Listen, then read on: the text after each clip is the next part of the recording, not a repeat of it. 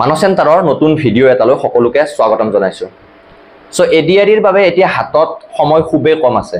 2 মাহতকৈও কম সময় এতিয়া আছেগৈ, কাৰণ আজিৰ পৰা যদিহে আমি কাউণ্ট কৰোঁ তেন্তে 52 ডেজ, তাৰ পিছতে এডিআৰিৰ এক্সাম 15 ছেপ্টেম্বৰত।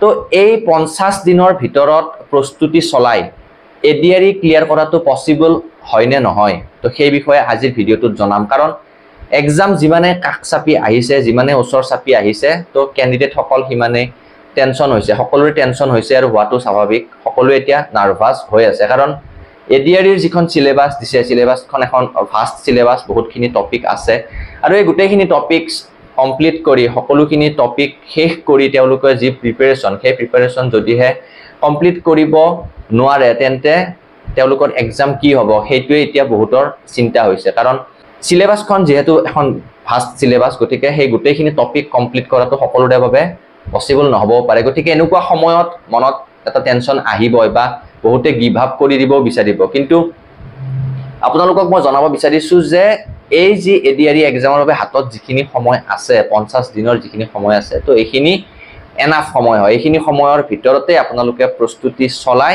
এডিআৰি খুব সহজতে ক্লিয়াৰ কৰি ওলাই যাব পাৰিব। কাৰণ মই যিহেতু যোৱাবাৰ এডিআৰি ক্লিয়াৰ কৰিছোঁ, মোৰ যিহেতু এক্সপিৰিয়েঞ্চ আছে, তো তাৰ ফালৰ পৰা ক'ব পাৰোঁ যে আপোনালোকে যদি 50 দিনো ভালকৈ প্ৰিপাৰেশ্যন কৰে তেন্তে এডিআৰি খুব সহজতে আপুনি ক্লিয়াৰ কৰিব পাৰিব। মই নিজৰ পাৰ্চনেল যদি এক্সপিৰিয়েঞ্চ ক'বলৈ যাওঁ তেতিয়াহ'লে ময়ো বহুত বেছি প্ৰিপাৰেশ্যন কৰা নাছিলোঁ। মই আগৰ পৰা হয় পঢ়ি আছিলোঁ, যিটো মোৰ চিৰিয়াছ প্ৰিপাৰেশ্যন এডিআৰি হিচাপত যিহেতু মই পঢ়িবলৈ আৰম্ভ কৰিছিলোঁ, সেইটো খুব বেছি 3 মাহ আগৰ পৰা পঢ়িবলৈ আৰম্ভ কৰিছিলোঁ আৰু 2 মাহ সময়ে ময়ো ভালকৈ পঢ়িছিলোঁ। খুব বেছি যদি চাবলৈ যাওঁ 2 মাহ সময়ে ভালকৈ পঢ়িছিলোঁ আৰু সেইখিনি ষ্টাডিয়েই এনাফ হয় আপুনি এডিআৰিৰ দৰে এটা এক্সাম ক্লিয়াৰ কৰিবলৈ। কিয়? কাৰণটো মই কৈ দিছোঁ। কাৰণ এডিআৰিত যিখিনি কুৱেশ্যন আহিব, এই কুৱেশ্যনখিনি আপোনাৰ ক্লাছ 10 লেভেলৰ কুৱেশ্যন আহিব, খুব বেছি হায়াৰ ছেকেণ্ডেৰী লেভেলৰ কুৱেশ্যন আহিব, তাতকৈ ওপৰৰ কুৱেশ্যন নাহে। সো এই যি ক্লাছ 10 লেভেললৈ বা ক্লাছ 12 লেভেললৈ আমি সেই বস্তুখিনিৰ লগত অলৰেডি ফেমিলিয়াৰ হৈ আছোঁ, আমাৰ এটা মাইণ্ডত অলৰেডি কনচেপ্ট আছেই। অলপ হ'লেও আমাৰ যিখিনি সিলেবাছ, সেই সিলেবাছখিনি আমি সকলোৱে ক্লাছ 10লৈ ছ'চিয়েল ষ্টাডিজ পঢ়িছোঁৱেই, ক্লাছ 10লৈ মেথছ আমি কৰিছোঁৱেই, ক্লাছ 10লৈ ইংলিছ আমি পঢ়িছোঁৱেই। গতিকে অলপ বেছিক যিটো কনচেপ্ট, সেই কনচেপ্টটো আমাৰ সকলোৰে আছেই। তো এইখিনি সময়ত যদি আমি অলপমান বস্তুখিনি ডিটেইলছত পঢ়ি দিওঁ, অলপ যদি চকু ফুৰাই দিওঁ, বস্তুখিনি আমাৰ মাইণ্ডত আহি যাব, আমাৰ ৰিকল হৈ যাব। আৰু অকণমান সময় বেছিকৈ দি, দিনটোৰ সময়খিনি যদি আমি অকণমান বেছিকৈ দিওঁ, অলপ যদি ভালকৈ চিৰিয়াছলি প্ৰস্তুতি কৰোঁ, 50 দিন এনাফ সময় এডিআৰিৰ দৰে এক্সাম এটা ক্লিয়াৰ কৰাটো।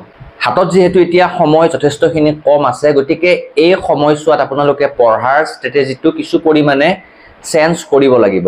তো এতিয়া বহুতে কি কৰি আছে, তেওঁলোকে ৰেগুলাৰলি জিকে পঢ়ি আছে বা কিছুমানে ৰেগুলাৰলি মেথছে কৰি আছে। তো তেনেকুৱাকৈ যদি আপোনালোকে পঢ়ে তেন্তে এক্সামলৈ আপোনাৰ যিখন চিলেবাছ, এই চিলেবাছখন কমপ্লিট কৰাত অসুবিধা হ'ব পাৰে। কিন্তু পঢ়াৰ ষ্ট্ৰেটেজিটো সকলোৰে বেলেগ বেলেগ। তো লাষ্ট টাইম মই যিটো ষ্ট্ৰেটেজি লৈছিলোঁ, যিটো ষ্ট্ৰেটেজি লৈ মই ছাকচেছ পাইছিলোঁ, তো সেইটো মই আপোনালোকক জনাব বিচাৰিছিলোঁ। মই 2 মাহ আগত কি কৰিছিলোঁ, এখন ধুনীয়াকৈ স্কেডিউল এখন বনাই লৈছিলোঁ আৰু তাত মই প্ৰতিটো ছাবজেক্ট ইনক্লুড কৰিছিলোঁ।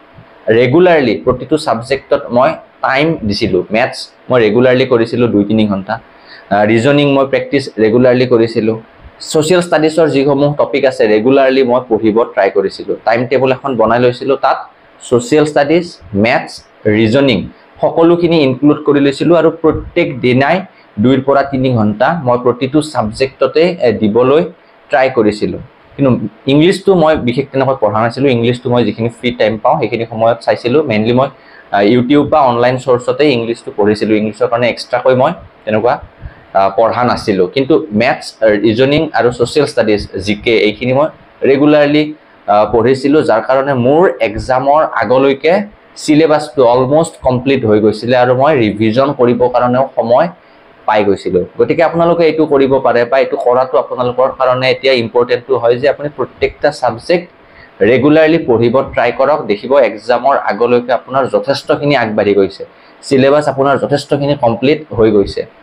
কিন্তু পঢ়াৰ ষ্ট্ৰেটেজিটো সকলোৰে বেলেগ বেলেগ। কিছুমানে এটা ছাবজেক্ট 10 দিন 5 দিন তেনেকুৱাকৈ পঢ়িব। আপোনালোকে যিটো সুবিধা হয় সেই হিচাপত পঢ়ক মই যেটো স্ট্ৰেটেজি লৈছিলো সেইটো মই আপোনালোকক জনালো ট্ৰাই কৰি চাব পাৰে ট্ৰাই কৰি চালে আপোনালোকে ডেফিনেটলি এটো সাকসেস পাব সো হাতত যেহেতু 2 মাহতকৈ কম সময় আছে মাত্ৰ 50 দিন সময় আছে তো 50 দিন এনাফ সময় মই আপোনালোকক জনালোই যিকিনো এডিআৰই ক্লিয়াৰ কৰা আপোনালোকৰ ক্যান্ডিডেটক সুধিব তেওঁলোকে জনাব যে 2 মাহত যদি আপোনাৰ বেসিক খিনি অলপ ক্লিয়াৰ আছে যদিহে আপুনি এজন এভাৰেজ ষ্টুডেন্ট হয় বেসিক কনসেপ্ট খিনি আপোনাৰ আছে তেন্তে 50 দিনত প্ৰিপাৰেচন কৰি আপুনি এডিআৰই ক্লিয়াৰ কৰি উলাই যাব পাৰিব তাত কোনো ডাউট নাই সো আপোনালোকে এতিয়া গিয়াৰ আপ কৰি দিয়ক এই সময়খিনি ফুললি ইউটিলাইজ কৰক ৰেগুলাৰলি ষ্টাডি কৰক আৰু ষ্টাডিত আপোনালোকে যথেষ্টখিনি সময় দিয়ক আপোনাৰ ৰিজাল্ট নিশ্চিতভাৱে ভাল হ'ব আপোনাৰ নামত এটা চাকৰি এডিআৰইৰ এটা চাকৰি আপোনাৰ নামত হ'বই সো ভিডিওটোত ইমানখিনিয়ে যদি ভাল পালে তেন্তে লাইক কৰিব আৰু আহিবলগীয়া নতুন ভিডিওসমূহৰ বাবে চেনেলটো সাবস্ক্ৰাইব কৰি ৰাখিবলৈ নাপাহৰিব